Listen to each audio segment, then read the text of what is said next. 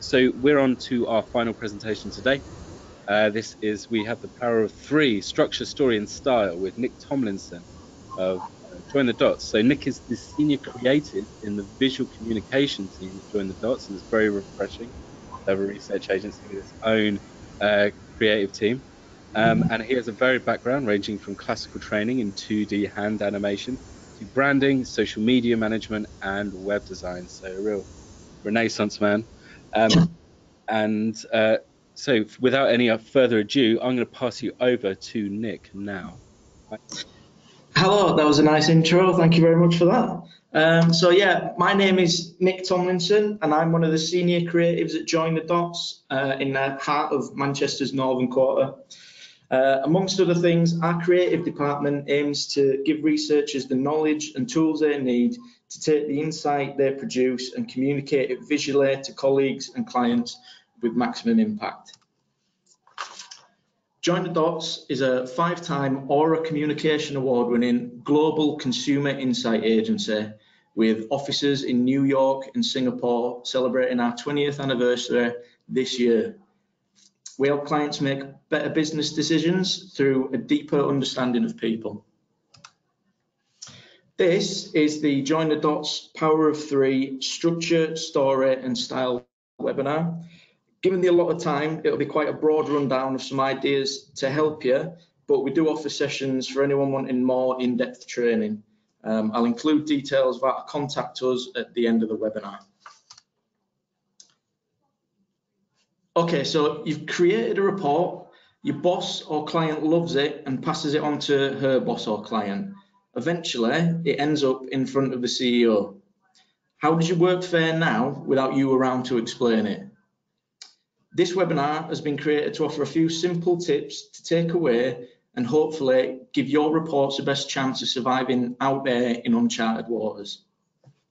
To do this, we're going to focus on 3 main things: structure, story, and style. First is structure. There's many facets to this, from the arrangement of separate assets on a page to the order and specific sections the report has. First up, I'd just like to talk about a few basics that, when considered at the beginning of a report, help create a neat and professional piece of work. First of all, try and get in the habit of creating a workspace right at the start. These yellow blocks indicate an exclusion zone around the outside of the slide to work within.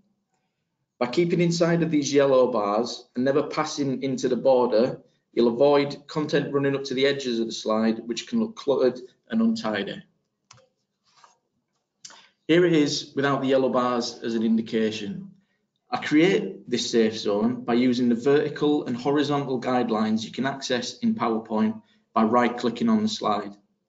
These are just guides for creating your layout and disappear once you either switch them off or go into presentation mode. These border widths are a little on the large side, as I knew this webinar wouldn't require a lot of content per slide.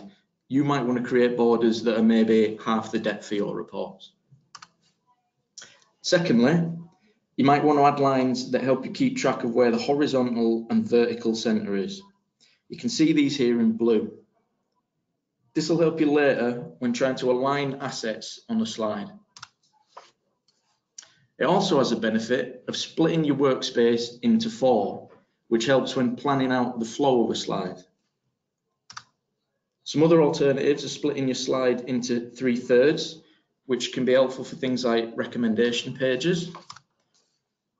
Or, if you like to work as I do, into 2 halves. I find imagining the slide as 2 halves works really well for things like this presentation, usually creating a natural way of presenting copy content on one side and then images or data visualization on the other. You'll see more examples of this later. Now that we've covered some slide basics, we can look at the structure of the whole report itself. At Join the Dots, we advise creating your document with the above 7 features: a document cover with an image, a table of contents, a proper introduction, the executive summary, the main body or the report itself, the conclusion, and the appendix. I don't want to tell you how to suck eggs, but I'll just go over each one just very quickly. The front cover. I believe that the report begins on the front cover. It's important to include all the relevant information like a strong title and the date, etc. But also putting some time into selecting a strong image on the cover makes your report stand out right from the start. This gets your reader engaged, and if you picked a really good image, even begins to elicit an emotional response from the reader. If you can do that, they're more likely to retain whatever you're about to tell them. Don't forget to include your name and a business logo if you have one. This immediately begins to associate you with this great piece of work. The contents page speaks for itself. You probably want to create this last and include accurate page numbers for each section. Also, it's another good opportunity to include a strong image. Next is your introduction. This is a background to the research, why the client wants to do it, objectives of the research, what were the key questions we asked, a sample and a methodology. What did we do and who did we speak to? It's also beneficial to include an executive summary, but especially so in this scenario where we're attempting to create a report to stand up to the scrutiny of a CEO or another senior manager.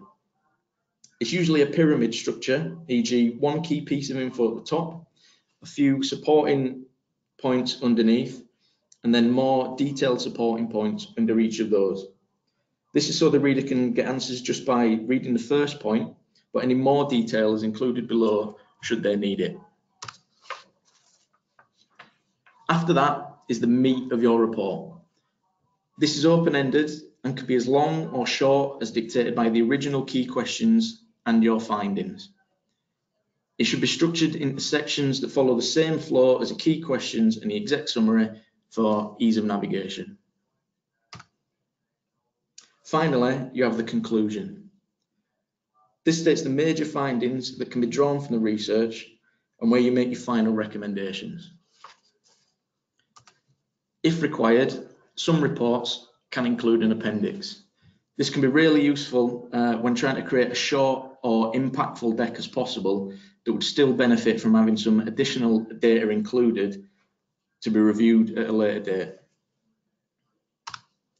So, a great way to approach the creation of a report or a presentation is Aristotle's triptych. Turns out, after I started using it, that it's not actually the words of Aristotle, but have some similarities to his teachings on rhetoric. For argument's sake then, let's just refer to it as Nick's triptych. And Nick's triptych is, tell them what you're going to tell them, and then tell them what you told them.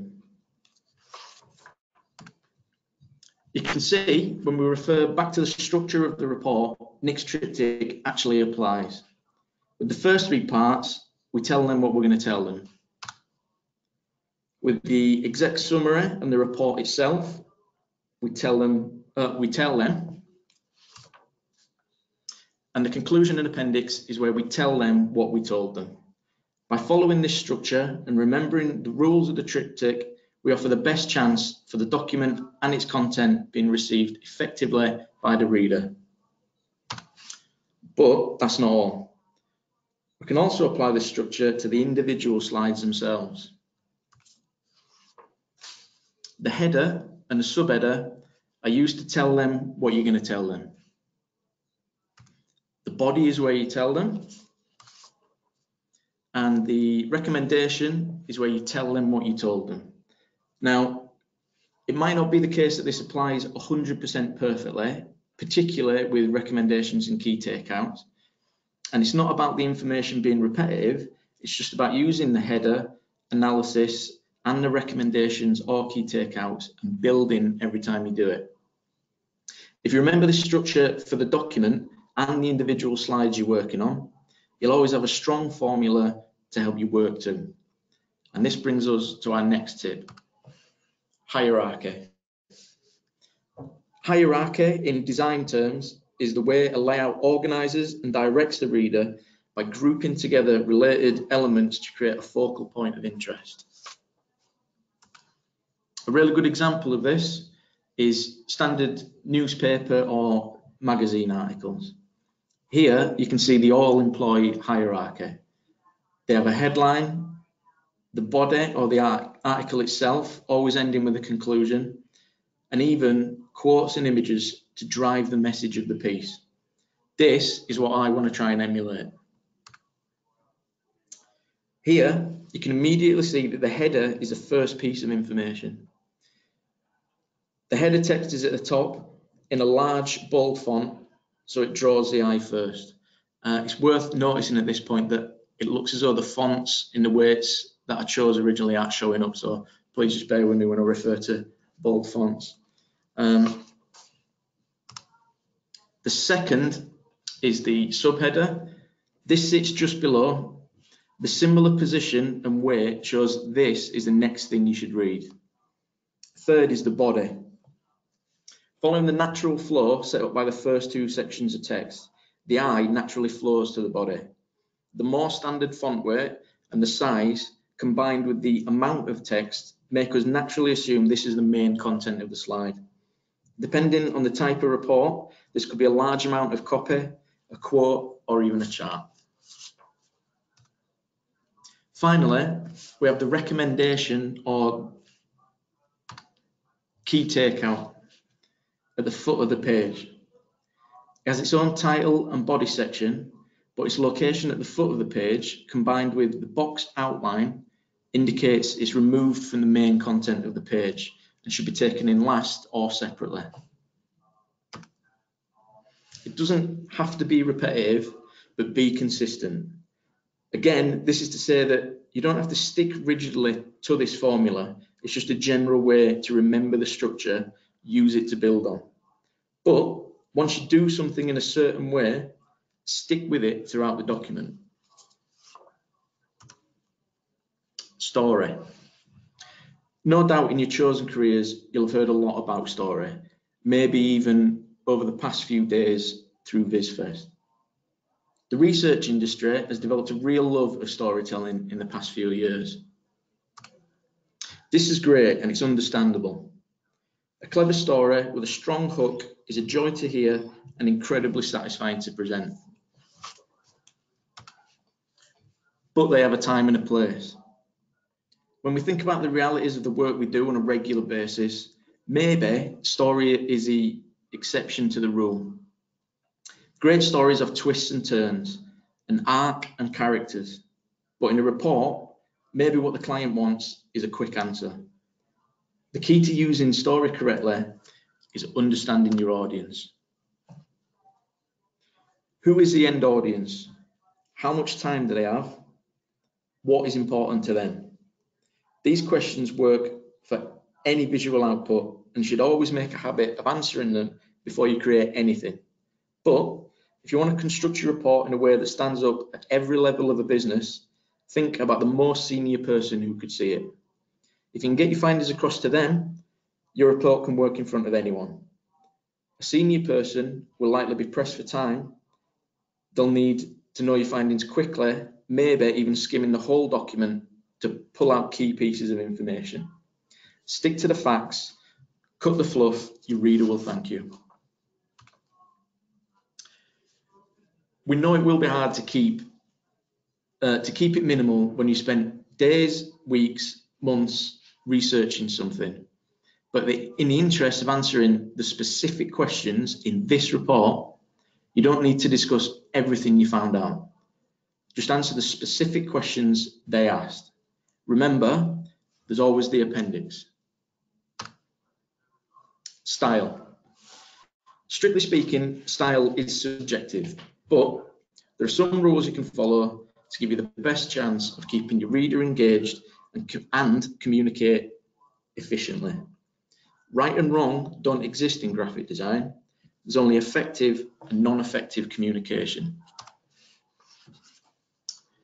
Just because you can do something doesn't mean that you should. Most software offers the ability to add colour and effects to your work, but try and think of it as a way to bring attention to things. Adding colour can be more than just mixing it up. It can actually be used as an effective tool. One easy example is using colour coding for a particular aspect of your report. Once you establish which aspect of the report uses which colour, you can repeat it throughout the document. For example, when the reader sees this yellow box, they'll immediately know it's a recommendation. Same goes for the orange key takeout box. If the reader needs to skim through the document, this makes it much easier for them. The tail doesn't wag the dog. This means the style should be in service of the content, not the other way around. It's not about making it look pretty, it's about getting the message across in the most impactful way possible. Let's take a look at this example. It's by no means terrible. In fact, it follows the points I mentioned earlier in structure and story. But when we consider style, both written and visual, there may be a few further tweaks we can make. The header is informative, but maybe we can look at the way it's written and decrease the word count. By doing that, we might even be able to remove this subheader and free up a bit of extra space. Verbs done properly are really useful, but these don't seem relevant and look like they've been included without much thought. Finally, equal space has been given to both these figures, but one is far more relevant than the other. Also, the exclamation mark makes both seem equally relevant, but they aren't. The slide also had 3 photos of the same thing. Stacking photos on top of each other can look busy and cluttered. You're also obscuring part of the image you want to show, so what's the point? Let's have a look at this tweaked version. Now the header is as short and concise with as fewer words as possible. It quickly tells the reader what this slide is about and why they're here. Here is where you can get into some detail. Maybe even include the original longer version of the header to briefly recap the points of the slide. But still, keep it as brief as possible. Don't say 2 words when 1 will do. Of the 2 boxes on the original slide, this is the only figure that mattered. Get rid of the other one. Now you only have 1 box, and based on the structure you established right at the start of the report, the exclamation mark is no longer necessary. Just remove it. If you need to include a verb, pick one good one that makes a good point and give it some room. The way I've done it here is just one example of how to do that. Finally, if you must include an image, pick a strong one. Take every opportunity to make an emotional impact, and always try and tie the image to something specific on the slide. In this case, it's the quote. Looking at the whole slide again, we can see there's nothing there that doesn't add value. Nothing looks cluttered or unnecessary, and everything there has room to breathe. Which is another way of saying, don't be afraid of white space. This is one last tip I tell people a lot. If your relevant content's there, your structure using all the previous tips is right, and you've included any essential images or data visualization, you're good. Don't feel pressured to add things because your slide looks empty. By way of example, I've just changed the caption on this image. Now we have a simple, emotive slide that gets a point across in a really simple way. Compare this then to another version. It's essentially the same thing, but I've tried to fill the whole slide with the image and plug any negative space with content. While the quotes and the images are relevant, they're not necessary. They don't add anything that wasn't there originally. If anything, they detract and the emotion's gone. If you ever get stuck, just remember this quote: a designer knows he has achieved perfection not when there is nothing left to add, but when there's nothing left to take away. Your work needs to and will go wider than research departments, so it has to work without you around to explain it. You can't predict who'll see a report on its journey through a business, but following as many of these tips as you can gives you and your report the best possible chance to make an impact no matter who it ends up in front of. Hope for the best, prepare for the worst. Remember, this report isn't for you. Take your job satisfaction from the fact you filtered hours or weeks or months of work into a few paragraphs on a few slides in a template that might have already existed. Your client or boss isn't paying you per word. They're paying for your expertise and your ability to help them make business decisions accurately with agility. This is a skill, and this is how you win 5 communication awards. Thank you.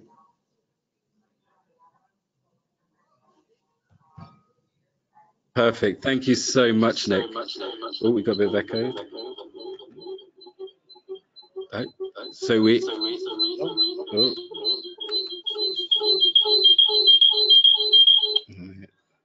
All right. Sorry about that, everyone. We have to do a little bit of juggling, webinar juggling on some of the sound here. Nick, thank you so much for that. That was really, really great, really interesting design principles piece. So we do have a few questions. We've got a couple of questions here. So Rachel has asked, what are the best sources for images to use in presentations? Like high quality stylized images that aren't cut and pastes from internet pages. The one that we use on our team inside the business is iStock. It's quite a simple to use thing. It's a little bit like using Google Images online, but it's quite closely curated bank of images that you either pay per image that you download, or you can sign up for like a monthly, a yearly like account on. There's hundreds of similar like stock image websites online that you can use. There's also like a growing kind of movement of people creating really nice, considered artistic kind of photos with absolutely no royalties as well. So if you Google that, like those terms, it brings up quite a few new image banks online. Thank you. I have also a question myself. So, to have a visual communications team in a research agency is not it's not that common. So I just want to understand a bit of the process that you go through with the researcher when you're putting together a kind of a client deck. Yeah, we like to work as much as possible with researchers, and ideally like clients as well. If we can work alongside a client right from the start, it always kind of benefits in a better output, I think personally. But as you mentioned, it's quite an unusual thing to have an in-house kind of creative department. So there's a little bit of learning both on my part and the researchers of figuring out the best way that we can do that. But it just involves like good communication basically, which is something that we're all quite good at Join the Dots anyway. But if you keep the channels open between yourself or myself and the researchers and the client where possible, I find that's the best way to work, and it always ends up with like the best output as well.